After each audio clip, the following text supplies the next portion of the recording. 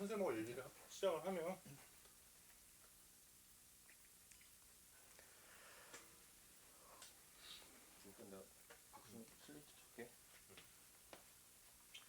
서산동 시아마을 인터뷰.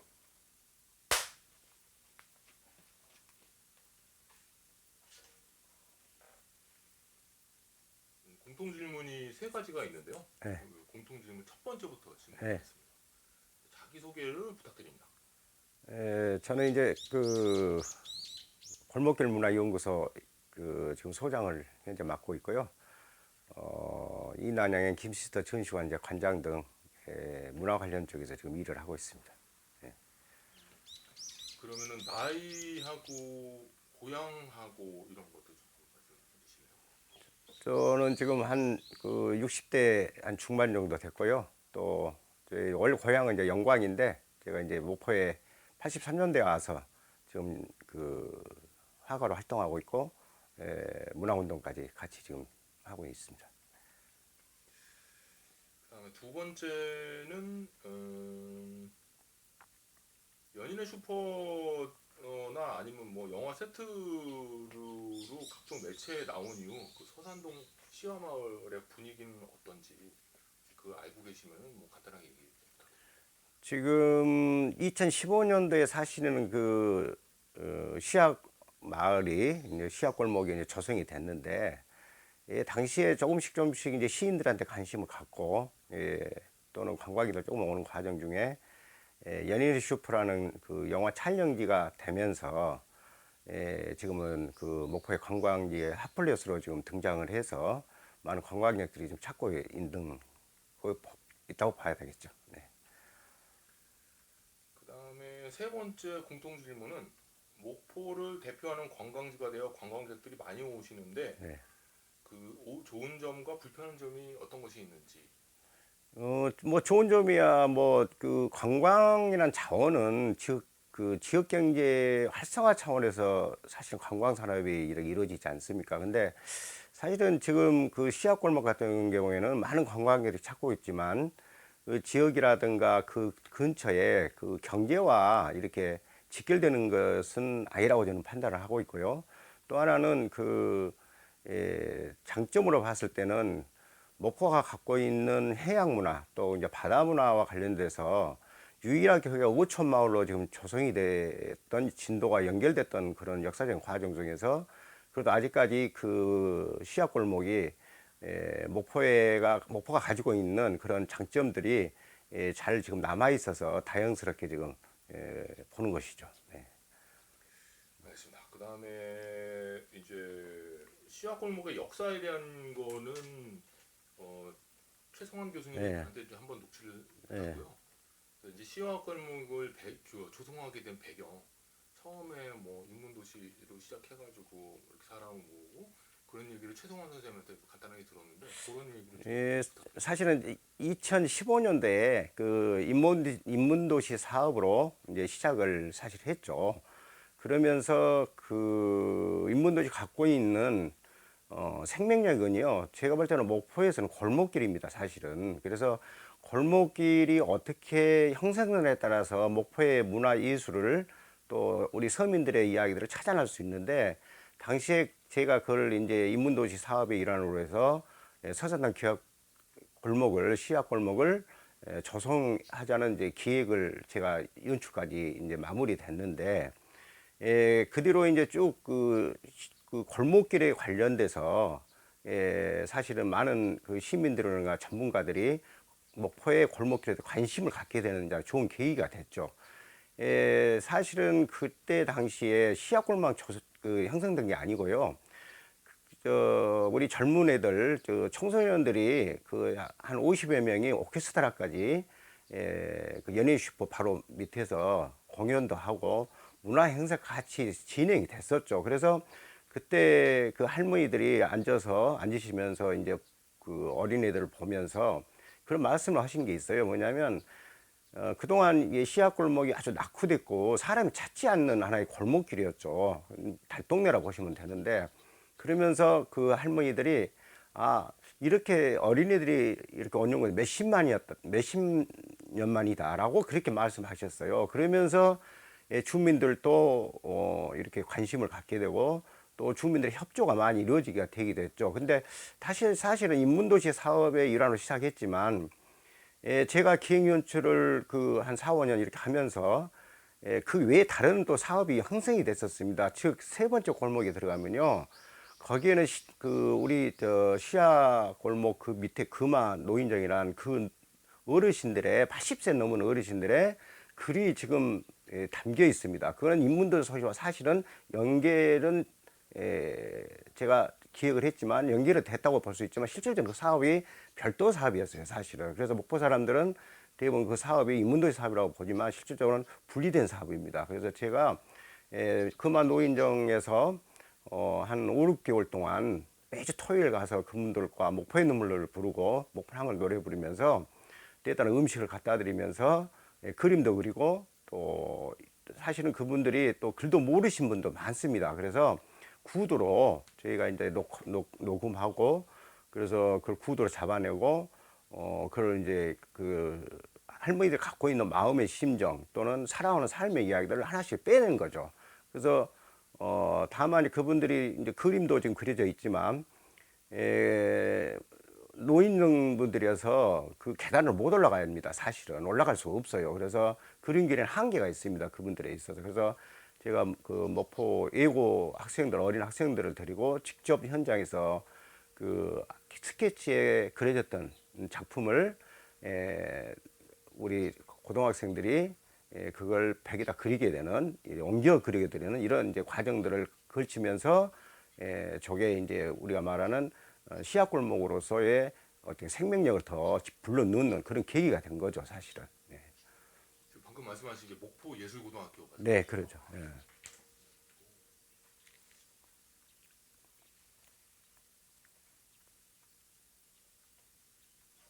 또 이 얘기는 또 제가 조사를 했는데 전 처음 듣네요. 아, 그러니까 무슨 이야기냐면요. 뭐 편집하실 건 상관없으니까. 그러니까 시야골목에, 그러니까 제가 다시 설명을 드리면 첫 번째 골목은 첫 번째 골목은 당시에 그 옹금동 서산동의 시를 짓게끔 했었습니다. 그래서 목포에서 활동하는 작가들이 그 주제를 가지고 지었고요. 두 번째 골목은 그분들이 다시 목포에 거주하고 계시는 활동하시는 시인들이 두 번째 골목은 목포와 관련된 시를 직접 짓게 했던 것입니다. 그리고 세 번째 골목에는 목포의 작고 작가라든가 또 김지아 선생이라든가 또 박하선 선생 이런 분들의 문인들의 글을 그 짧게 캐치를 해서 거기에 기록하고 또 방금 말씀드렸다시피 그 주민들의 이야기의 삶과 이야기를 같이 세 번째 골목에 담게 된 거죠. 그래서 이런 그 팩트가 있는 그 첫 번째, 두 번째, 세 번째 골목에 대한 그런 스토리들을 사실은 해설사라든가 이런 분들이 이야기를 저한테나 이런 걸 그 습득을 하지 못하다 보니까 그런 설명을 하지 못하게 되기가 된 것이었고요. 또 하나는 저게 그 시야골목이 갖고 있는 특성이 있습니다. 여러분이 잘 아시겠지만 통영이라든가 감천말이라든가 동피랑 같은 경우 차이점이 분명히 있습니다. 그런 그 전국적인 관광 팩트의 동피랑이라든가 방금 말했듯이 감천말 같은 경우에는 미술인들이 직접 벽화를 그렸어요. 그때 당시에 공모 사업으로 시작됐던 것들이 나중에는 그게 이제 관광 상품화 되면서 그렇게 이루어지게 된 계기가 됐고요. 그래서 그 감천마을 동피랑 마을하고는 전혀 다른 컨텐츠를 갖고 있습니다, 사실은. 그게 지금 목포가 갖고 있는 특색입니다. 제가 처음에 기획할 때는 저게 페인트라든가 이런 것들을 예산의 문제가 떠나서라도 보셨겠지만 페인트가 벽에 전혀 그려지지 않아 있어요. 그 안에도 무슨 스토리를 넣을 것인가를 굉장히 저는 강조를 했고 거기서 목포 사람들의 이야기 그리고 그분들의 삶의 이야기를 생명력 있게 누었던 그런 컨텐츠라고 보시면 됩니다. 그래서 서산에 갖고 있는 생명력은요, 그 화가들이 들어가서 페인트를 벽화로 완전히 치장하는 그런 컨텐츠가 아닌 방금 말했듯이 그대로 그 주민들이 살아 계시는 그런 그 골목길을 그대로 보존하면서 거기다 방금 말했듯이 문화적 컨텐츠를 집어넣는 그런 기획이었어요, 사실은. 그래서 어느 동네에 가셔 보지만 벽화마을을 보면 전국적인 벽화마을들이 거의 비슷합니다. 그래서 화려하고 또 뭐 스토리를 넣기도 하고 그러지만 여기는 전용 벽화, 다른 벽화하고 다르게 또 하나 시를 두었다는 데서 전혀 다른 차이점이 있다고 보시면 됩니다. 그래서 저기는 앞으로 보존을 어떻게 시가 좀 꾸준히 갈지는 모르겠지만 그 주민들이 살아오는 그런 골목길을 그대로 보존시키면서 그 문화적 컨텐츠를 집어넣는 그런 생명력을 가져야지 시야 골목이 가지고 있는 생명력을 계속 꾸준히 갈 수 있다고 저는 지금 강조하고 있는 것입니다. 인문도시 사업을 처음에 2015년에 진행할 예, 때 예. 혹시 그 어떻게 진행을 시작하게 됐는지, 그러니까 뭐 어떻게 진행을 한다는 거는 의미는 이제 뭐 처음에 어떤 분하고 같이 움직여서 시작하게 됐는지. 처음에 제가 그 인문도시 사업단 그에서 좀 같이 일을 하자고 해서 제가 이제 그 골목길이 갖는 곳에 즉 시약 골목 같은 게 인문도시의 중요한 자원이라고 제가 제안을 해서 기획 연출했는데 그래서 처음에 시작할 때 시인들의 이야기를 지어서 담아냈고 또 미술인들을 좀 투여를 했죠. 벽화라고 보기에는 좀 그러지만 그래서 거기에 벽화 같은 경우에도 거의 그 목포와 관련된 즉 그 바다 이야기, 고기라든가 골목길에서 생활했던 어린 시절들 그런 테마를 가지고 거기다 우리 목포의 미술인들을 통해서 그렇게 만들었던 거죠. 기획 연출 시켰던 거죠. 그러다 보니까 전혀 다른 즉 말해서 마을과 같이 어우러지고 목포와 해양에 갖는 그런 이제 그림도 같이 그 소통할 수 있게끔 그렇게 연출을 시켰던 거죠. 그러면 혹시 그 주민분들하고 혹시 갈등은 없으셨는지, 만약 갈등이 있었다면 어떤 식으로 해결을 하셨는지. 자, 이제 주민들은 첫 번째 중요한 것은 주민들과 같이 참여하는 것이잖아요. 사실은 무엇보다도 우리들이 이제 기획 연출을 했을 때는 주민들 배척하면 안 되고 주민 갈등이 있었을 때는 그 사업은 실패하는 것입니다. 사실은. 그래서 그 주민들 통장님과도 많은 대화를 하고 또 총장님들이 전부 찾아다니면서 설득하고 예.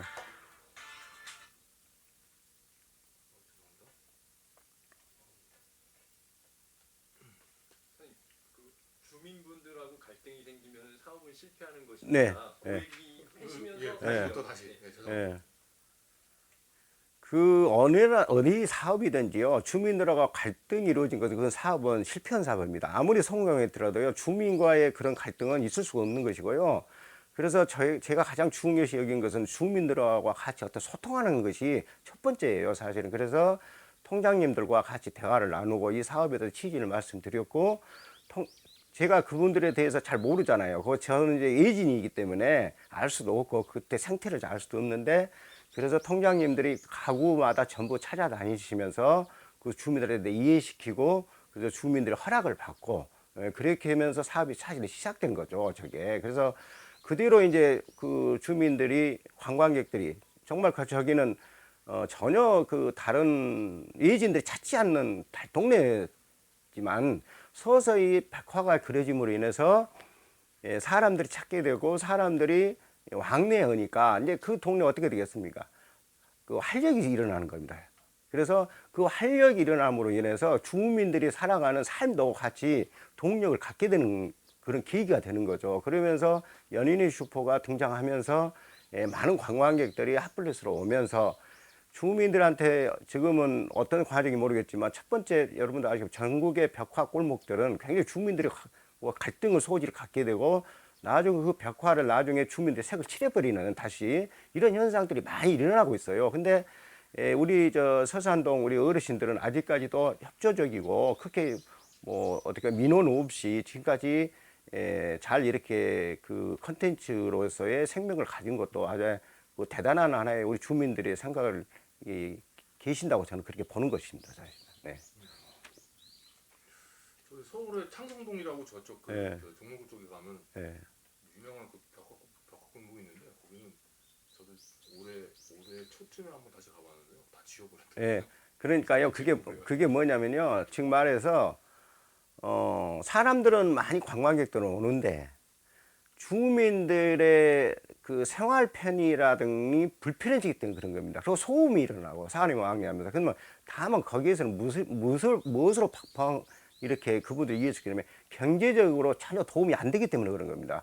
많은 사람이 찾으러 오면 그 골목 안에 경제적 효과를 줘야 돼요, 사실은. 근데 경제적 효과 없이 소음이라든가 많은 사람들의 또는 꽃도 꺾기도 하고 벽에 뭐 이런 이상한 이런 일도 벌어지다 보니까 그게 하나의 불만이 생긴 거예요. 그래서 지금도 제가 이 시약골목에 관련돼서 제가 보면 가서 한 번씩 가면 경제와 전혀 연결이 안 되기 때문에 저건 언제든지 주민들의 불편이 민원이 들을 소지가 있다고 저는 보는 겁니다. 그래서 그리고 거기에 계신 분 때문에 언론 나이가 많이 드신 분들이기 때문에 지금 현재까지 그런 현상이 벌어지지 않고 앞으로 저 시약골목은요 앞으로 제가 보는 시점에서는 젊은이들이 와서 지금 살질 않잖아요. 그리고 노인 양반들이 연세가 되면 돌아가시는 그런 과정이 반복될 건데 그러면서 문화예술인들이 지금 투입이 됐는데 과연 그 문화예술인들이 주민과 얼마나 소통을 하면서 지금 연계고리 속에서 지금 활동하고 계시는가 이것도 하나의 저희들이 이제 되돌아봐야 할 과정이고요.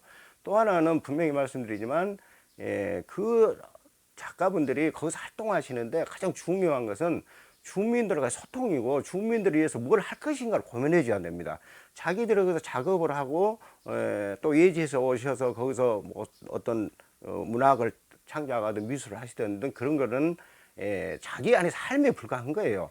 중요한 건 시약골목이 가지고 있는 그 컨텐츠 또 하나는 그 생태적 원리 또 주민과의 관계 속 이런 종합적으로 연구하고 그분들과 같이 살도록 같이 살아나는 그런 방법들을 그 작가들도 만들어내야 이 동네가 그 시약골목이 생명력을 가지고 꾸준히 갈 수 있다고 보는 겁니다. 그래서 대부분 지방자치단체들이 젊은 서울이라든가 뭐 서울의 물레동도 많이 그런 사례들이 있잖아요. 다른 거 다 젠트리피케이션으로 다 쫓겨나게 되고 나중에는 작가들도 다 나오게 되는 그런 현상들이 전국에서 수없이 벌어지고 있어요.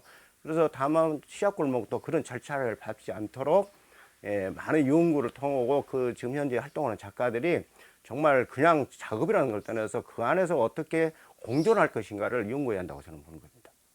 주민분들과 네. 같이 그러니까 저희가 이제 원래는 이제 물레동에 나왔습니다. 예, 그래서 네, 물레동에 나왔어요. 예. 물레동 상황은 너무 잘 예. 알고 있어서 그래서 물레동 같은 경우도 이제 요즘에 이제 문제가 뭐냐면 너무 상업시설들이 많이 들어오고 예. 그러다 보면 상업시설에 들어오면 치가가 이제 예. 올라가요. 임대료가. 그러면 이제 작가님들이 다 쫓겨나요. 그러죠. 젠트리피케이션. 네. 그리고 이제 물레동에 처음에는 이제 그 공장지대였다가 공장지대가 조금씩 빠지면서 공장지대가 빠지면서 임대료가 내려가서 예. 작가들이 들어갔다가 예. 작가님들하고 공장 사장님들하고 이렇게 잘 교류가 없었어요. 예. 생활 습관도 너무 다르고 그렇죠. 그러다가 이제 조금 이제 시간이 지나고 그래서 그 공장에 있는 그 사장님들도 작가들이 이해를 하고 예. 작가님들도 공장 사장님들이 이해하고 이런 과정이 있었습니다. 예. 요즘에 좀 문제점들이 그런 젠트리피케이션으로 선생님 저 뒤로 가시면 돼. 젠트리피케이션으로 이렇게 자꾸 쫓겨나는 게 문제인데 시약골목은 그러지는 않을 것 같다는 생각은 좀 들어요. 지금 제가 뭐 인터뷰 누워도 상관없어요 저는. 근데 뭐 이런 대안도 필요해요 사실은. 뭐 좋고 나쁘고를 떠나서라도 그래야 나중에 정말 제가 말한 것에서 편집 어떻게 할지 모르겠지만 그런 사례들이 안 나오게 해줘야 됩니다. 아카이브란 자체는 하나의 기록에 불과하지만 앞으로 문제까지 전개를 좀 봐줘야 한다고 저는 생각하기 때문에 그러니까 잘 아시겠죠. 전국에 돌아다니면서 이렇게 촬영도 해보시고 문화와 관련된 컨텐츠를 보시겠지만 우리나라가요 이런 특히 제가 보는 입장에서는 그 시약골목이 많은 자본이 투자되면 실패합니다. 벌써 뭐 재생 사업 같은 경우 200억, 300억이 투입되면서 파괴되기 시작했어요. 사실은 그 도로를 놓고 그래서 그 서상이 갖고 있는 자연의 생태를 파괴하다 보니까 지금 문제가 발생하기 시작한 겁니다. 그래서 적정한 자본이 들어가야 되는데 많은 자본이 들어가면 다 실패하게 돼 있어요. 그것은 관에서 하는 것들은 주민의 편의라는 거를 앞세우는 거죠, 사실은. 근데 근본적으로 보면 그거는 주민의 편의는 2차적인 문제고, 나중에 그게 결국은 그 사업을 모든 사업을 실패해 버리는 이런 결과를 낳게 돼요. 그래서 저도 지금도 걱정되는 게 목포시가 지금 재생사업이니 이런 사업들을 하면서 젊은 친구들 뭐 몇십 명을 거기 촌을 만든다고 해서 인위적으로 만들고 있는데 이건 저는 아니라고 수없이 지금 말씀드리고 있는 거예요. 이건 나중에 그러다 보면 저게 결국은 실패합니다. 저게 원래 갖고 있는 그 서산동이 갖고 있는 보존이 아니고 개발로 진짜 개발로 가버린 거예요. 그래서 우리나라의 전국의 모든 그런 사업들이 오래 지속되지 못하고 20년 가지 못합니다. 그 청년촌이라든지 문화마을이라든지 이런 것들이 20, 30년 못 가요. 그런 자본주의에 의해서 그것이 곧 뭐냐면 관이라는 생태가 깊숙이 관이하다 보니 그런 일이 벌어진 겁니다. 그래서 제가 보는 게서 서산동은 그런 다른 지역과 그런 사례가 없이 정말 그 보존시키고 주민들의 생태와 같이 융합해가는 그런 이제 시약골목이 돼야 되겠죠. 그리고 또 하나는 아시겠지만 이쪽에 북교동 골목도 북교동 예술인 골목으로 조성했지만 실질적으로는 이 북교동 예술인 골목에 갖고 있는 자원은 우리나라의 근대문화의 산실이에요. 거기에 서산동에는 황상선 선생이라는 분이 거기서 태어나셨어요, 사실은. 그래서 목포가 갖고 있는 시약골목은 목포가 갖고 있는 문학과 연결된 거예요, 사실은. 그냥 어촌 마을이다 또는 그 달동네에서 시화가 들어간 것이 아니에요. 목포가 가지고 있는 강한 예술이 문학입니다, 사실은. 그 문학을 제가 알기 때문에 시약골목이라는 마을을 조성을 거기다 했던 것이고, 그래서 그게 하나의 핫플레스로 일어나는 것입니다. 그냥 시약골목이라는 생명력이 아니었어요. 목포가 갖고 있는 뿌리에 문화예술이 깊숙이 들어가 있는 겁니다, 사실은. 네. 그러면은 시약골목의 미래에 대해서 미래는 어떻게 됐으면 좋겠다. 뭐 이런 뭐 좀 약간 희망적인 얘기를 한번 해주시면. 그러니까 시약골목은 이제 앞으로 전국에서 저렇게 지금까지 보존되면서 주민들이 살아있는 그런 생태적을 보존하면서 핫플러스 된 데는 거의 전국에 없습니다. 다 인위적으로 막 벽화가 들어가서 막 화려하게 한다는 거였는데 방금 말씀드린 그런 것들이 조성돼서 하기 때문에 이걸 그대로 보존해서 콘텐츠화 시키는 그리고 주민 경제와 연결해 들어가는 이런 것들이 앞으로 시약골목에 꾸준히 갈 수 있는 우리 후세들한테 남겨줄 수 있는 자원이에요. 그래서 그런 좀 희망을 가지고 보존 쪽으로 가면 이 시약골목은 영원히 변치 않고 핫플레스 또 관광의 컨텐츠에 전국에 시범적으로 갈 수 있다고 저는 그렇게 보는 겁니다. 네. 그 시약 골목을 그 조성하기 위해서 이제 뭐 통장분들이라든지 네. 동네 분들하고 같이 그 합심해가지고 움직이시고 하시면서 네. 혹시 그 기억에 남는 재밌는 에피소드 같은 거 있으면은 한 가지 정도 이야기해 주시면. 제가 이제 그 벽화 그분들이 특히 제가 이제 뭐 시라는 자체는 시인들의 작품도 있지만 우리 서민들이 살아가는 그 마음의 이야기를 뽑아내는 것이 굉장히 쉽진 않아요. 근데 그 중에서 그분들이 제가 목포의 눈물도 부르고 또 목포의 항구도 가지고 합창도 하고 그래서 할머니들한테 노래해 보세요. 그러면 노래를 좀 진도분들이 많기 때문에 끼가 있어요, 그분들은. 그래서 그 끼가 어디서 나오냐면요. 저도 처음 들었지 못한 이상한 노래라는 아닌 그 노래들을 부르셔요. 그러니까 우리가 일반 대중가요 아닌 노래를 부르십니다, 이분들은. 그래서 그런 기록들도 사실은 굉장히 중요할 건데 그렇게 흥을 가지고 그분들과 같이 만들었다는 것들이 굉장히 중요한 하나의 저한테는 기억이 남고 아마 이제 연세도 많이 되셔서 80 다 넘으셨고 그때서 내가 80이 다 넘으신 분들이라 왜 70세 분들이나 그 후배들은 없습니까? 그랬더니 1호로 갔습니다. 그러신 거예요. 그래서 그런 분들의 삶이 곧 하나의 중요한 자원이 되는 거예요. 그래서 그분들의 생각과 또는 삶의 이야기를 꾸준히 더 담아내는 그런 작업들이 더 있어야 되지 않냐 그렇게 보는 거죠. 재밌는 얘기 잘 들었습니다. 예, 선생님 그럼 인터뷰 마치겠습니다. 네, 마치겠습니다. 수고하셨습니다. 네. 선생님 혹시 네. 그